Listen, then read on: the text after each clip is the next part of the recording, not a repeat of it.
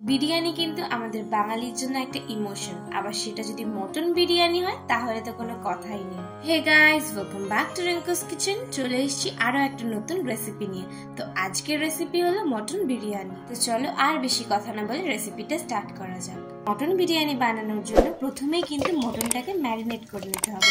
তার জন্য প্রথমেই আমি মটনটাকে ভালো করে ধুয়ে নিয়েছি।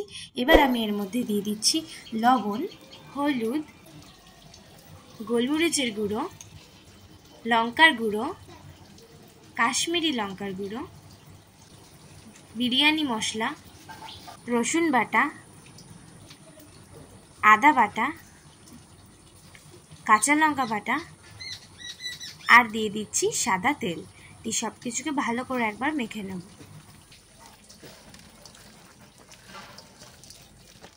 সব কিছুকে ভালো করে মাখা হয়ে গেলে আমি এর মধ্যে দিয়ে দিলাম ধনে গুঁড়ো আর দিয়ে দিচ্ছি ফেটিয়ে রাখা টক দই। ধনে গুঁড়োটা কিন্তু তোমরা আগেও ব্যবহার করতে পারো। ব্যাস, ম্যারিনেট কিন্তু একদম কমপ্লিট হয়ে গেছে। এবার এটাকে 1 ঘন্টার জন্য ঢাকা দিয়ে রেখে দিতে হবে। ততক্ষণে আমি অন্যদিকে আলুগুলো ভেজে নেব। তার জন্য প্রথমেই আমি আলুগুলোকে একটু কাঁটা চামচের মাধ্যমে ফুটো ফুটো করে নিচ্ছি, যাতে এর ভেতরে মশলাগুলোও ঢোকে আর তাড়াতাড়ি আলুটা সেদ্ধ হয়ে যায়। এবার আমি আলুর মধ্যে দিয়ে দিচ্ছি সামান্য পরিমাণে হলুদ আর দিচ্ছি সামান্য পরিমাণে নুন, দিয়ে ভালো করে একটু মাখিয়ে নিচ্ছি। ভালো করে মাখানো হয়ে গেলে আমি আলুগুলোকে একটু সাইডে রেখে দিচ্ছি, যাতে এর ভেতরে নুনটা ভালো করে ঢুকে যায়। ততক্ষণে আমি এদিকে বেরেস্তাটা ভেজে নেব। তার জন্য প্রথমেই আমি দিয়ে দিচ্ছি সাদা তেল। তেলটা একটু গরম হয়ে আসলে গ্যাসের ফ্লেমটা কমিয়ে আমি এর মধ্যে একে একে পেঁয়াজগুলো দিয়ে দিচ্ছি। পেঁয়াজগুলো কিন্তু আমি এখানে খুব ঝিরিঝিরি করে কেটে নিয়েছি।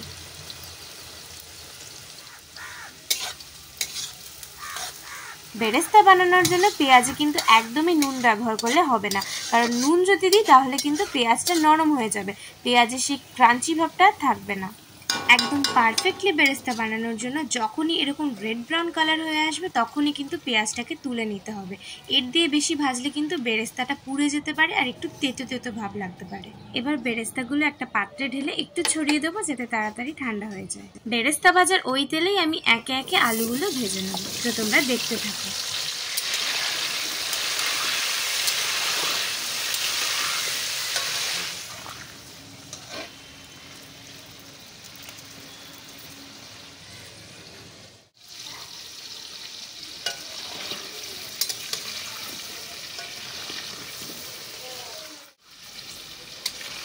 আলুগুলো কিন্তু খুব বেশি ভাজার দরকার নেই। ঠিক এই স্টেপে আমি আলুগুলোকে তুলে রেখে দিচ্ছি।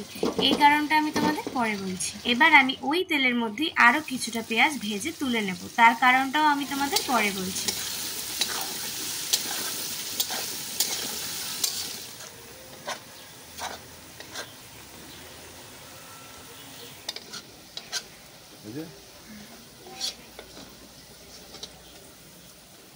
ঠিক এই স্টেপে আমি পেঁয়াজটাকে তুলে ঠান্ডা করার জন্য রেখে দেবো।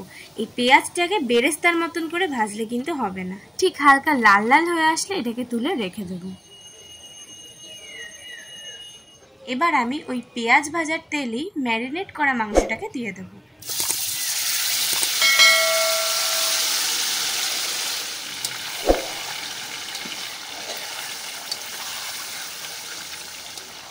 আজকে আমি তোমাদের এই মাটন বিরিয়ানির রেসিপিটা একটু ইউনিক স্টাইলে করে দেখাবো। তো মাংসটা ভালো করে মেশানো হয়ে গেলে আমি এটাকে কিছুক্ষণের জন্য ঢাকা দিয়ে রেখে দেবো, যাতে তাড়াতাড়ি মাংস থেকে জলটা ছেড়ে যায়।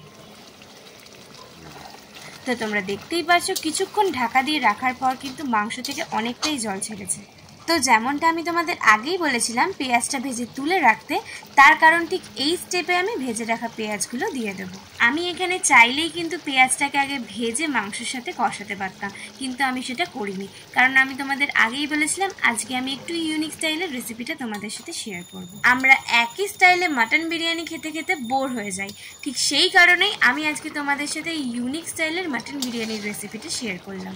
মাংসর জলটা যখন একটু শুকিয়ে আসবে, ঠিক এই স্টেপেই আমি যেই পাত্রে মাংসটাকে ম্যারিনেট করেছিলাম সেই পাত্রটা ধুয়েই কিন্তু জলটা এর মধ্যে দিয়ে দিচ্ছি। যেহেতু এটা মাটন বিরিয়ানি, তার জন্য মাটনটাকে কিন্তু খুব ভালো করে সেদ্ধ করে নিতে হবে। ঠিক এই কারণেই ভিডিওটা একটু লং হয়ে গেছে, কারণ আমি চাইনি ভিডিওর একটা স্টেপও বাদ যাক। জল দিয়ে ভালো করে কষিয়ে নেওয়ার পর আমি কিন্তু এখানে ভেজে রাখা আলুগুলো দিয়ে দিচ্ছি, কারণ আমি তোমাদের আগেই বলেছিলাম আলুটা খুব বেশি ভাজতে হবে না। তার কারণ আমি যদি আলুটা প্রথমেই ভালো করে ভেজে নিতাম তাহলে মাংসটা সেদ্ধ হতে হতে কিন্তু আলুটা একদমই গলে যেত। আলুটা দেওয়ার পর একটু নেড়ে চেড়ে আমি এটাকে ঢাকা দিয়ে রেখে দেবো। আচ্ছা, এখানে তোমাদের একটা কথা বলি, কিছুক্ষণ পর পরই কিন্তু ঢাকনা খুলে মাংসটাকে ভালো করে নেড়ে নিতে হবে, নইলে কিন্তু মাংসটা নিচে লেগে যেতে পারে। এখানে আমি আবারও একটু জল ব্যবহার করছি, কারণ মাটনটাকে সেদ্ধ করতে করতে কিন্তু গ্রেভিটা প্রায় শুকিয়ে গেছে, আর আমি পার্সোনালি একটু জুসি বিরিয়ানি পছন্দ করি, তাই আমি গ্রেভিটা বাড়ানোর জন্য এখানে আরেকটু জল ব্যবহার করলাম। জলটা দিয়ে ভালো করে মিশিয়ে নেওয়ার পর আমি এটাকে লাস্ট বারের মতন ঢাকা দিয়ে রেখে দিলাম। ঢাকনা খুলেই তোমাদের দেখিয়ে দিই, মাটন বিরিয়ানির মাটন কষা কিন্তু একদম রেডি। এবার এটাকে আমি নামিয়ে রেখে দেবো। আশা করি তোমাদের এই পুরো প্রসেসটা বুঝতে কোনো রকম কোনো অসুবিধা হয়নি। আর যদি কোনো রকম কোনো অসুবিধা হয়েও থাকে তোমরা প্লিজ আমাকে কমেন্টে জানিও। এবার আমি একটা পাত্র নিয়ে নিয়েছি, যার মধ্যে আমি বিরিয়ানির চালটাকে সেদ্ধ করে নেব। চালটা সেদ্ধ করার আগে কিন্তু জলের মধ্যে কিছু কিছু মশলা দিয়ে নিতে হবে। সেই মশলাগুলো হলো তেজপাতা, জয়িত্রী, দারচিনি, গোলমরিচ, এলাচ আর লবঙ্গ। এবার এই সব মশলাগুলোকে জলের সাথে কিছুক্ষণ ভালো করে ফুটিয়ে নেব। এদিকে জলটা ফুটতে থাকুক, অন্যদিকে আমি গরম দুধের মধ্যে কেশরটাকে মিশিয়ে কিছুক্ষণের জন্য ঢাকা দিয়ে রেখে দেবো, যাতে কেশরের ফ্লেভারটা চলে আসে। আচ্ছা, এদিকে তোমাদের ঢাকনাটা খুলে দেখিয়ে দিই, জলটা কিন্তু ভালোভাবে ফুটে এসছে আর জলের কালারটাও কিন্তু একদম চেঞ্জ হয়ে গেছে। ঠিক এই স্টেপে আমি যে মশলাগুলো দিয়েছিলাম সেগুলো কিন্তু একটা ছাঁকনির মাধ্যমে তুলে ফেলে দেবো, কারণ বিরিয়ানি খাওয়ার সময় এই মশলাগুলো মুখে পড়লে কিন্তু খুবই বাজে লাগে। এবার আমি আগের থেকে ভিজিয়ে রাখা চালটা ফুটন্ত জলের মধ্যে দিয়ে দিচ্ছি। আচ্ছা, এই চাল ভেজানোর ভিডিওটা তোমাদেরকে কিন্তু আমি আর দেখাতে পারিনি, তোমরা কিন্তু অবশ্যই চালটাকে 1 থেকে 1.5 ঘন্টা ভিজিয়ে রেখে দেবে। চালটা দেওয়ার পর আমি এর মধ্যে দিয়ে দিচ্ছি পরিমাণ মতন লবণ। লবণটা কিন্তু তোমরা অবশ্যই তোমাদের পরিমাণ মতন দিও। তারপর আমি এর মধ্যে দিয়ে দিচ্ছি সাদা তেল। তেলটা এখানে ব্যবহার করছি যাতে চালটা একদম ঝরঝরে থাকে। আর দিয়ে দিচ্ছি ভিনিগার। ভিনিগারটা এখানে দিচ্ছি যাতে চালের কালারটা একদম সাদাই থাকে। দিয়ে সবকিছুকে ভালো করে একবার মিশিয়ে নিয়ে কিছুক্ষণের জন্য ঢাকা দিয়ে রেখে দেবো। কিছুক্ষণ পর ঢাকনা খুলে একবার চেক করে নেব চালটা সেদ্ধ হয়েছে কিনা। চালটা কিন্তু এখানে 80% কুক করতে হবে, 90 to 100% কুক করলে কিন্তু হবে না, কারণ এই চালটাকেই আবার আমি স্টিমে রাখবো। চালটা সেদ্ধ হয়ে গেলে ঠিক এরকম একটা ঝুড়ির মাধ্যমে আমি চাল থেকে কিন্তু জলটা ঝরিয়ে নেব। ফ্যান গালার মতন কিন্তু রাইস থেকে জলটা ঝরালে হবে না, তাহলে কিন্তু রাইসগুলো গায়ে গায়ে লেগে যেতে পারে বা ভেঙেও যেতে পারে। অন্যদিকে দুধটা ঠান্ডা হয়ে গেলে আমি এর মধ্যে দিয়ে দিচ্ছি গোলাপ জল, দিয়ে দিচ্ছি কেওড়া জল, আর দিয়ে দিচ্ছি সামান্য পরিমাণে মিঠা আতর। এই সব কিছুকে ভালো করে একবার মিশিয়ে নেব। এবার আমি চলে এসেছি বিরিয়ানির ফাইনাল স্টেপে। প্রথমেই আমি একটা হাঁড়ির মধ্যে ভালো করে একটু ঘি মাখিয়ে নিচ্ছি যাতে বিরিয়ানির চালটা নিচে না লেগে যায়। তারপর আমি এর মধ্যে দিয়ে দিচ্ছি রাইসটাকে কিন্তু চারিদিকে স্প্রেড করে দেবো। যেহেতু এটা মাটন বিরিয়ানি তাই জন্য কিন্তু এই বিরিয়ানির লেয়ারিংটা একটু আলাদা হবে। প্রথমেই তোমরা যতটা রাইস বানিয়েছো তার 50% রাইসটা কিন্তু এখানে দিয়ে দিতে হবে, তার কারণটা আমি তোমাদের পরেই বলছি। তারপর এর মধ্যে দিয়ে দিচ্ছি আগের থেকে ভেজে রাখা বেরেস্তা, বিরিয়ানি মশলা, আর সবশেষে দিয়ে দিচ্ছি দুধ। এবার আমি যতটা মাটন কষা করেছিলাম সবটা কিন্তু এখানে দিয়ে দেবো, কোনো স্টেপ বাই স্টেপ লেয়ারিং এখানে হবে না। সব মাটনগুলো এখানে দিয়ে দেওয়ার পর তোমরা পারলে কিছুটা গ্রেভি রেখে দিও ওপর থেকে দেওয়ার জন্য। তোমাদেরকে আমি আগেই বলেছিলাম 50% চাল দিয়ে দিতে আর 50% চাল রেখে দিতে, তার কারণ মাটনটা দেওয়ার পর ওপর থেকে কিন্তু আমি বাদবাকি চালটা দিয়ে দেবো। এবার আমি একে একে দিয়ে দিচ্ছি বিরিয়ানি মশলা, ঘি, বেরেস্তা, দুধ, আর সবশেষে দিয়ে দিচ্ছি মাটন কষার গ্রেভিটা, যেটা আমি তোমাদের আগেই বলেছিলাম একটুখানি বাঁচিয়ে রাখতে। এবার আমি হাঁড়ির মুখে কিছুটা আটা লাগিয়ে নিচ্ছি যাতে একটুও গরম ভাবটা না বেরোয়।